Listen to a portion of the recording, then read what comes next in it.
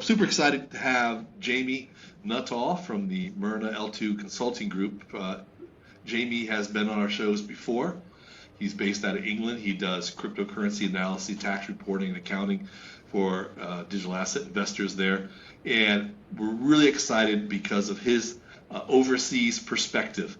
So I think one of the biggest topics now, Jamie, everybody's talking about is CARF.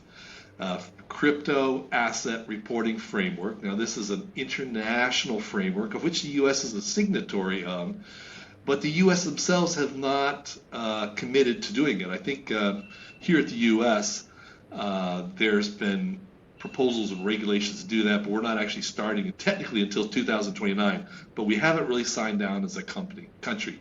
Other countries are starting to report earlier. Now, for my U.S. listeners, CARF, Computer Asset Reporting Framework, is a way of reporting the trading activity of a person who's trading in a foreign exchange. In the U.S., the nature of that reporting would be identical to what we call it a 1099-DA, which is a form that a taxpayer gets from a U.S. exchange, and it goes to the tax authorities, the IRS, and it reports all your trading activity, your profitable activities, and losses.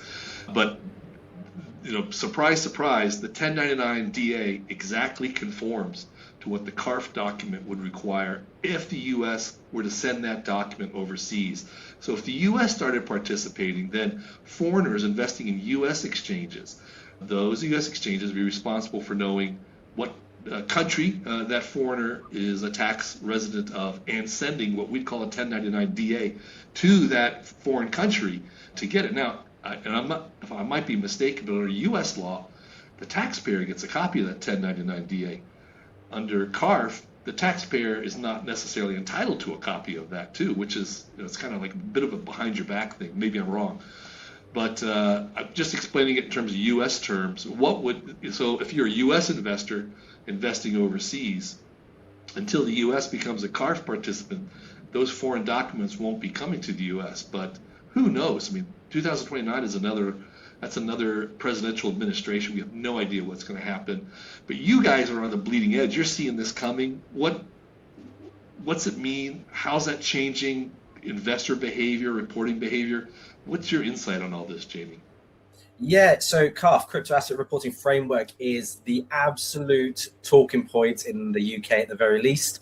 I've just come back from a trip in Mexico where they wanted to know as well, because they're coming into the scope of CARF in 2027. And as you said, the US are coming in, hopefully, in 2029, which striked us a little bit. It caught me off guard when I read that, because the US were really pushing for this at the beginning, and then it got right to the end and went, you know what, we're not going to participate just yet. We're going to leave it to everyone else, which is probably a smart move in hindsight.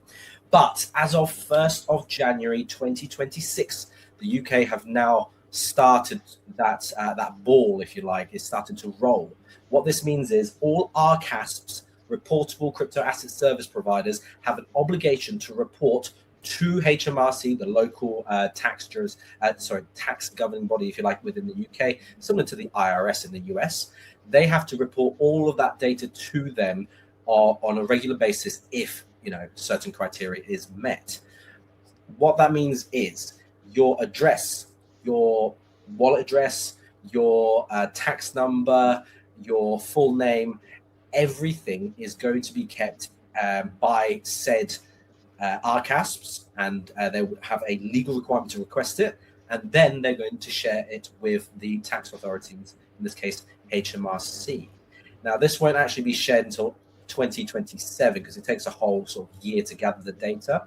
But you and I both know, Clint, if you have someone's wallet address, just because you have their wallet address and all their sort of data from the 1st of January onwards, doesn't mean you can't look back. It's very easy to do so if you have a wallet address, and that's one of the sort of issues out of many that I can see in the situation.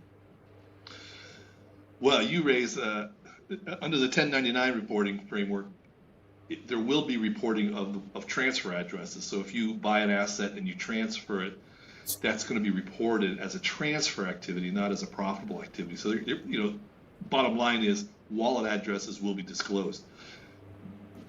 If you And I think the concern there is companies like Palantir, which do incredible data aggregation and mining. Palantir is a U.S. company. This operates worldwide, and the IRS has had licenses with it for a long time. But Palantir allows you to then, Palantir has software called Forge, which allows them to access the blockchain. They can start gathering data off the blockchain. You should start following that chain, and you can start to paint a picture of connected wallets that are always interacting, and you can start to make logical deductions about the breadth of a person's wealth in holdings, even though they're not disclosing them. They're, one clue unravels the entire ball of yarn, so to speak. Yeah, and this is, how can I say this eloquently? So the whole concept here is fine. The goal is fine. I don't have a problem with that. The problem that I have personally is the risk versus reward. So the reward is a transparent system, fewer issues around taxation, more data to be able to calculate your taxes, and everyone's compliant. Fantastic. The risk here is not only, as you mentioned, the transfers between wallets. Not only is that going to be an issue itself, Clint, because the HMRC at the very least will only have the centralized exchanges, brokers, etc. That data. They won't necessarily have your self-custody wallets and all that data as well. So they could actually send out lots of incorrect inquiries saying, excuse me, Mr. Smith, we believe that you have disposed of 50, 60, 100,000 pounds worth of Bitcoin. We need some answers. And all you've done is move that amount of Bitcoin from one wallet that you own to the next. And that's a very simple issue. The worst issue, the real big issue I have with all of this is not only is there going to be a real data security issue with all this, because I don't know if you guys are aware, but the UK don't have a particularly great history when it comes to data breaches within the HMRC. We also had, I think it was only in the last few months in France, 40-something confirmed kidnappings in relation to crypto. That came just after a couple of data breaches as well.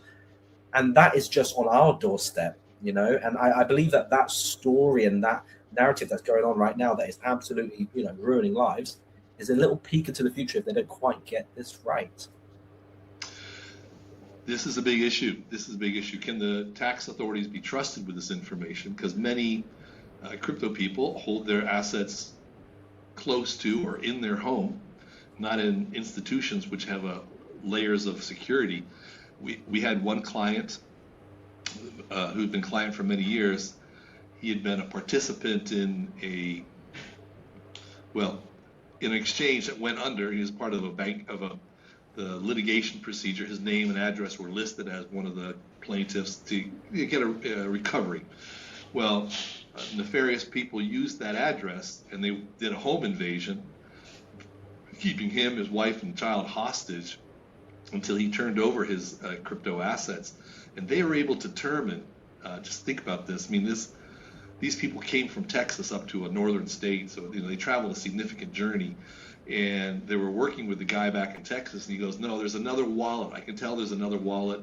Demand where it is. And they forced him to go on a journey 3 hours away to where he had a cabin, and he had a hard drive with his other wallet information on it. So, it was basically a 9-hour hostage session. He ultimately lost in the neighborhood of $8 million.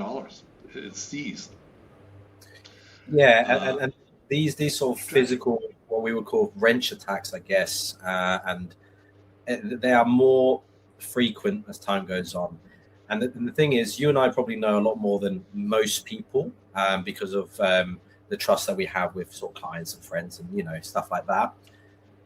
But the reality is, these types of situations are probably not public in a lot of cases. And probably won't be as well. So I agree with you. This is a serious situation. And the problem with CARF specifically is not just do we trust, so do us in the UK, do we trust HMRC? That's first question. But that isn't the main issue. With this string of networks internationally between HMRC, the IRS, everyone else, we are only as strong as the weakest link. So if one country gets a data breach, they all fall because you've got access to every single one, or at least partial information to the whole network. These are very challenging times. very challenging times in the crypto space. So what are your investor community that you work with? What are they doing to protect themselves in this scenario? So there isn't really much we can do, is the honest truth. I'm somewhat petitioning for the government to actually relay some form of information on how the security will work. Now, I fully understand by revealing that you're kind of, it kind of defeats the point of the question. I understand that, but I need some reassurance. There's a fair few of us that are really not happy about this, and we just kind of have to see what's going to happen.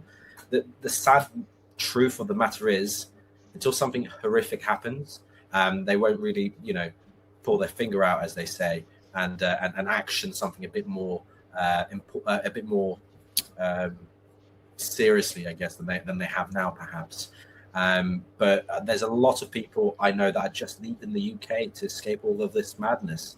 Problem is, CARF is affecting a lot of countries, so they need to sidestep all of that as well. So it's not really it's difficult, shall we say? It's very difficult here in the UK. There's an interesting challenge we have in the U.S. with CARF. Yes, the initial CARF negotiations occurred under the Biden administration. Biden, as you know, was asleep most of his presidency, and people underneath him ran the country. Unnamed people ran the country, and they participated in this. They signed off on the CARF agreement. Donald Trump, on his second day in office, signed an executive order instructing the Treasury Department to basically cease and desist from all international agreements involving tax exchange. So this would include CARF. Then in September of 2025, the Treasury Department submitted to the White House for approval. There's basically a 2-month approval process at the White House before any regulations get approved. And they submitted the CARF regulations for approval. And I heard about this. I don't think I've ever said this on a podcast, but I wrote the president and I said, hey, this is not what you asked for. You asked for it. Your executive order said, stop it. And this thing is actually saying, reinforce it. I said, also, the bigger issue is you don't share brokerage information with foreign countries. So why would you share crypto information? The U.S. has as an unspoken goal of being the financial capital of the world. And I know it competes with London in this regard. But as a part of that, the U.S. strategy is they don't tax capital gains from foreigners, and they don't report the capital gains activities to foreign countries. It's like the U.S. is the largest tax haven in the world for non-U.S. persons. So why would we now start sharing the crypto side? I think the argument is we're going to share the crypto because we want everybody else's crypto. I'm not sure you necessarily need that. I mean, now with, as you said, once you have a couple addresses, if you start mining it, you can start to find the connections, and you don't necessarily need to get the information at a detailed level from foreign places. That it's sufficient enough to track it just internally. But anyhow, it remains to be seen. I don't feel that Trump would ever sign or approve anything like this. I mean, I wrote the letter, and it took him 9 months to respond to my letter. Whereas a friend of mine sent a letter to Trump shortly thereafter, and he got a response within 3 weeks. For me, it took 9 months. So I'm sure my letter went places and stirred some conversation. So hopefully I'm helping out. But I think there are powerful forces out there that want to diminish the U.S. as a financial power. And I think we saw that under the Biden administration. And CARF is a way of diminishing this, let's say, tax haven status of the U.S. Because by being a tax haven, it attracts money to investing in the country, into the U.S. And that's what Trump's running around the world, getting people to invest in the U.S. So I don't think it's ever going to get signed. However, it could be signed by another administration. I mean, if the Democrats win the presidency in 2028, that'd be for the 2029. Then that could change. But it's hard to say. Politics here in the U.S. has gotten very strange. So, not unlike the UK. So. Well, I mean, as of the recording, at the time of this recording, our Prime Minister has quit literally within the last 24 hours. So our political ecosystem is crumbling somewhat, at least short term. Taxes are going up. It's a weird time to be alive in the UK, shall we say? But yeah, with CARF coming in and everything else, it's no wonder that people are just not wanting to invest in the UK, or at least be present in the UK for any reasons that involve taxation or some form of sort of business incentive, shall we say. Obviously, people come here and want to stay for their family or for the education, perhaps. But yeah, I'm not seeing many people come here going, oh, I'm going to start up a business in the UK when I could be anywhere in the world.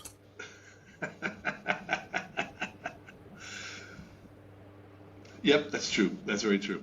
Hey, so how has the crypto taxation framework, in just generally speaking, the regulation of tax, but regulation as well, in the UK, how has that been changing? What direction is it going that you see? So we've actually made some positive steps in the last few months here. We've got HMRC, HMT, Bank of England, and some other sort of similar stakeholders pushing towards a direction. We're not quite sure what that direction is just yet, but everyone seems to be pushing. This is reflected in the amount of roundtables that I've been a part of lately with HMRC and a few other people, where we have been talking about not just stablecoins, but we're talking about CARF as well. We're talking about some guidance around taxation on loans and DeFi activity as well, and changing the guidance around that. There seems to be lots of gears moving, and they always intertwine, because one guidance and policy will always affect the other, and there'll be certain definitions that overlap. For example, is the definition of a stablecoin that important? Is one of the things we spoke about. So everyone's moving in the same direction. I don't really know what's going to happen with the potential change in government again, if you like, with everything that's going on. It might, stop things. It might speed things up. It does, as it would in the US, depends on who gets into power. Now, one of the sort of front runners, if you like, at the moment is Mr. Nigel Farage, which I'm sure you've probably heard of.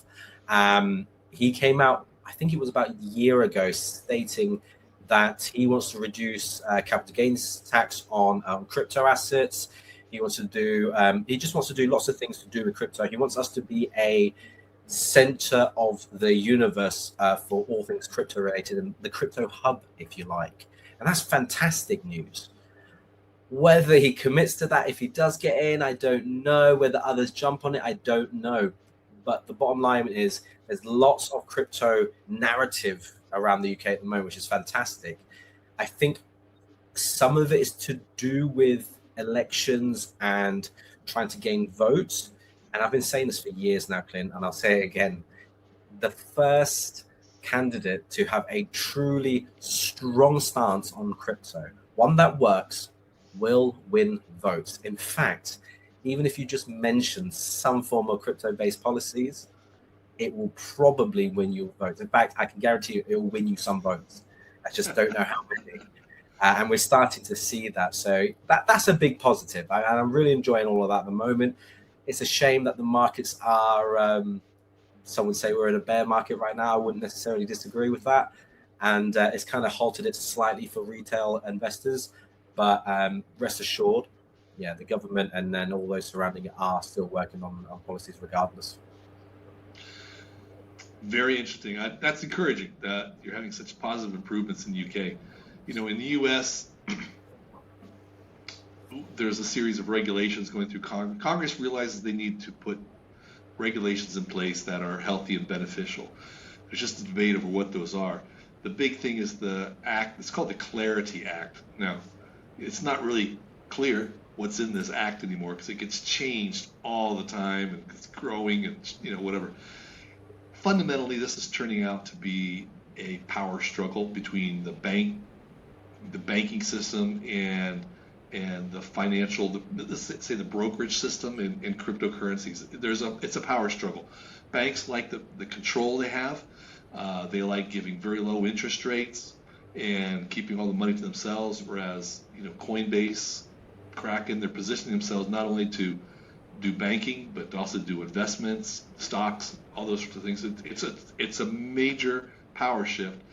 Hey, look, this power shift has to happen. One of the biggest opponents is Jamie Dimon from JP Morgan. He's very against the Clarity Bill. But on the same time, JP Morgan is aggressively developing their own stablecoins. They're doing other things. They see where the future is headed. They're just fighting it tooth and nail because I think it cuts margins for everyone. It increases competition, so they're against it. I'm not really sure what's gonna happen. They kind of set some deadlines here by the end of July, I think, into August. I think the Congress goes on recess in August. If its Clarity Bill is not passed, then it's not good for the U.S. If the Clarity Bill is passed, we will then spend several weeks trying to figure out what it says. But they're trying to create clarity. I think the markets themselves, the crypto markets, are under significant manipulation because there's an expectation that the crypto marketplace will explode. So I think it's seriously being manipulated to the downside for a collection of people establishing low positions. I'm not faint. I'm not growing faint because Bitcoin is at 60,000 or lower than that maybe. I'm not worried about that. I think all the other cryptocurrencies are under pressure. I think the hardy ones will survive. I think explode, actually. I think it's just we're poised for explosion. But it won't happen till some of this regulation settles down and things take off. And this is an election year in the U.S. Every 2 years, the entire House of Representatives gets reelected. 1/3 of the Senate gets reelected. So many governors. So it's a big year here. So it'd be interesting to see what sort of power shifts are happening. And there's a lot of proposals coming out in the U.S. in terms of crypto regulation, but most of these are for show. There are politicians wanting to, as you mentioned, put forward that their crypto proponents vote for me. Whether or not it actually makes it into law in a subsequent year is a whole nother topic. So I think it's very dynamic. We've gone through 3 years of a bear market. I would characterize it as not bear, but a slow market. I mean, 2024 was slightly up, but it's been kind of flat since for several years. In terms of year-end tax filing obligations. But I think this year it ends. I think by the end of this year we're going to see a real pop. It's going to be very explosive. I hope so. I really hope so for 1,000,001 different reasons. I want to pick up on something you mentioned, which is I just find it somewhat comical at the situation we're in. For years, because I don't know how long you've been in the space, Clint. I've been in the space since about 2018 in the crypto space specifically. Same here. So as far as we can probably remember, everyone was talking about not just mass adoption, but institutional adoption. Here's the thing, it's 2026. We have institutional adoption. And what are we doing as retail consumers and retail investors, We are selling our Bitcoin and other crypto assets to the institutions. Well done, us. What are your thoughts on that? Because I've been in the space for so long. I just remember the whole institutional adoption being a big thing. And I just feel like everyone is selling to them now. Well, institutions think long term. When they buy something, they're holding it for decades.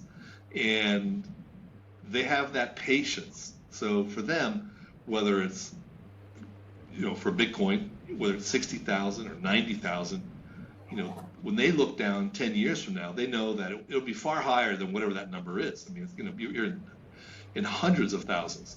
So, they have that long-term perspective. I think the banking industry has crushed the returns on banks, and so people are driven to stocks. The indices have homogenized the return on stocks because so much money is skewed to a dozen companies that are quite large. It's that the major indices, they go up and down based on these dozen companies. It's almost like the old Dow Jones and 30 industrial averages. It's too narrow. So money is becoming concentrated under certain people. The AI narrative is changing a lot of things, and I think we're in extremely turbulent times. As long as governments continue to print money, there will always be cryptocurrency. And from what I see, the government they print a lot of money. Like during COVID, we printed a lot of money, and then it kind of was a little bit flat, and then it jumps up again, and then it jumps up again.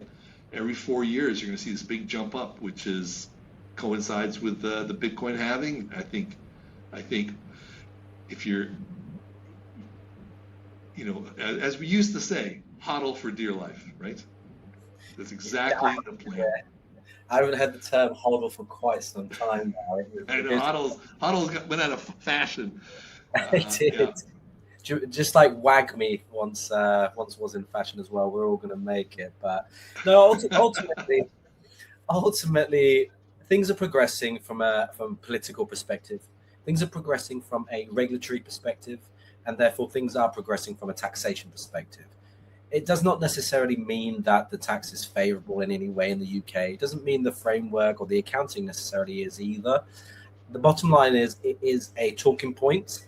Only 6 months ago, I would have said that the UK are on the edge of point of no return, where if we continued the way we were at the time of just not participating in all this, we would have been so far behind. We would be the equivalent to a third world country when it comes to the digital economy, which may or may not be the future.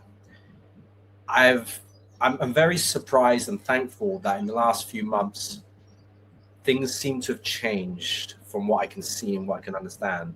The conversations are up, people are participating, and just like any project in this space, we are building in the bear. So when the ball comes, we're ready for it, And you and I both know now that we've been in this cycle for 3 times, 4 times nearly, that when something is built and tried and tested in the bear, as soon as the bull arrives, it's going to be fine. It absolutely will be. And I think that's what we're doing from a regulatory perspective, at least I hope anyway. Well, I think you're right. We've gone through a period of years, both in UK and US, where politicians have been more focused on societal manipulation in terms of how society behaves, rather than focusing on stimulating business, stimulating economy in traditional manners to create broad spread growth. And I think maybe that pendulum is swinging back. I think you mentioned Harry Starmer. I mean, he was definitely in that first group of people, and I think now, as you kind of level heads are coming to play, saying what are positive things we can do. So I think that's happening. I think that's Trump represents a lot of his activities that represent that in the U.S. Hopefully, the pendulum swings all the time, to be sure, but I think that's big. But I think bigger player. We've just seen the largest IPO of SpaceX ever, and that is not the first one. There's going to be a couple other AI, Anthropic and OpenAI are also going to have IPOs, and they're going to be enormous. These guys are changing the playing field, and as we know, a lot of the traffic and interaction that's happening on centralized exchanges is AI agentic driven transactions, and they're using cryptocurrencies because it's an easily moved asset base, whereas cash isn't. And so we're driving it that way. And it'd be a small matter, wouldn't it? And it's been hinted at in the past that Elon has talked about issuing his own stablecoin to do transactions, whether you're buying advertisements on X, maybe you use those coins to buy your next Tesla or pay for your Starlink or invest in a data center in outer space where, how do you tax outer space, So there's by issuing a stable coin or a currency in that manner, we're starting to look at transnational currencies, which introduce a whole set of tax issues and profit issues that are incredible. Because once I move a data center into outer space, what does it take for creating a bank in outer space? It's just the database. And who regulates it? Generally, when we look at tax treaties, as long as you have permanent establishment, you have an office or you have full-time employees in the country, then you start to create a taxable link to that country. But if you detach those things, it's all outer space. Now you've now minimized the way governments control things. If I could do a crypto exchange in outer space, and why shouldn't I, right? Because it's just data manipulation. Where's the CARF regulation on that?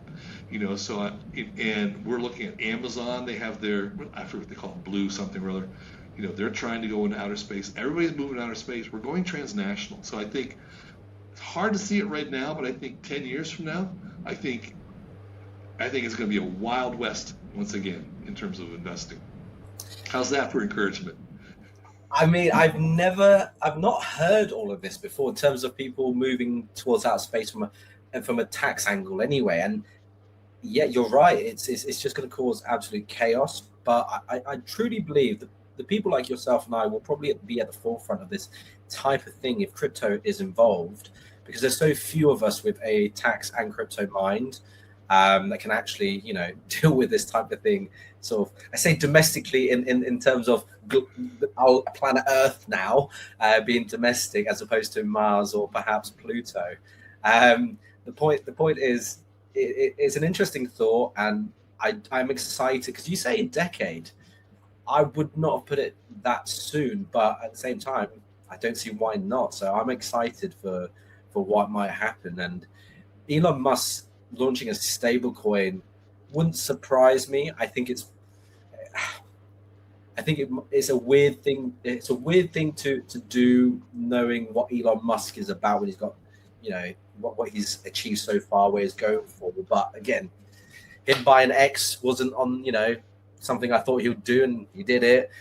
Sitting next to Trump in the White House wasn't another thing I thought he would do, yet he's done it. So it's really interesting to see what's going on, or what will happen at least. Again, transgalactic, I guess is the term. Celestial. Yeah, it's because there's no.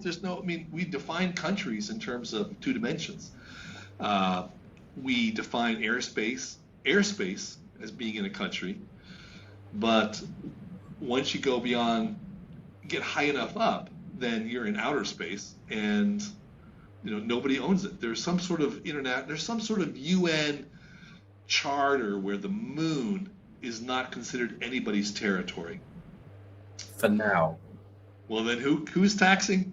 A company operating there, right? In terms of code, a node, a staking node, a mining node. These are just pieces of code. They can sit on a data center in outer space. Yeah. A bank is no more than some code that's operating with user interface that makes you feel like you're doing online banking. You don't need those people on the field. They could just be marketing advisors. And then if you think further out, maybe 2 decades, right? Trump, we're looking at colonizing Mars. That's supposedly Elon's being compensated to set up a colony on Mars. Well, and supposedly there's aliens from outer space, according to the White House. We'll learn more about that. We're into from a tax point of view, investment point of view, a whole nother realm. Plus, when we look at nations deflating their currency by devaluing their assets, when you get into, I don't have to live on the planet Earth, why do I have to deal with US dollars? Now I'm into a situation where I'm looking for something that truly is stable, not a stable coin anchored onto a deflating fiat currency, but a true stable coin like Bitcoin or some others. Now we're into a repositioning, which is why I think when we talk about institutional investors, they have this multi-decade viewpoint of things. Yeah, they're acquiring these things now. They're manipulating the markets to jack the prices down. They'll be the buyer. They're mopping up all these coins from people dumping them, and they're positioned for incredible returns over the next 2 decades or more. I mean, that's kind of where I see it going. Yeah, I'm in the exact same frame of mind. Not so much the aliens, because the fact that it's come out that there's aliens exist and no one blinked. Like literally no one blinked. Your listeners right now will be like, yeah, cool, not interested in that. It just goes to show the sort of state the globe is at the moment. But I see what you're saying. We don't get banks with gold in the sort of a safe anymore. It's not how it works. Everything is digital. So why not move everything onto the blockchain? Why not move everything to a secure mechanism using the latest technology, i.e. the blockchain? We're seeing lots of talk about zero knowledge proof concepts, if you like, and security measures for this type of thing. I spoke to some people recently about CARF and how a solution could be said, zero knowledge proof. The problem comes in with the ability to then use it and how to develop it and all that, which is far beyond my expertise. But again, this could double down into the expansion of the digital area, if you like, where everything is now, on the blockchain, whether it's on the moon, in the UK, in the US, or wherever it might be. But whatever it is, I'm just excited for it. I think we are at the cusp of some kind of dramatic change, which might be as in your face as the Industrial Revolution. It might be something so subtle in the background that just increases the quality of life for all. I really don't know, but I'm excited either way. I completely agree with you. Hey, it's always exciting, Jamie, to discuss what's happening on both sides of the pond and to see what's happening from a tax, regulatory perspective. Always a scintillating conversation. I can't wait to have you back on again. I wish you the very best for your business. I know you're wrapping up the tax season, and for you and your family. Thank you for having me. Always a pleasure. And we'll catch up soon, Jim.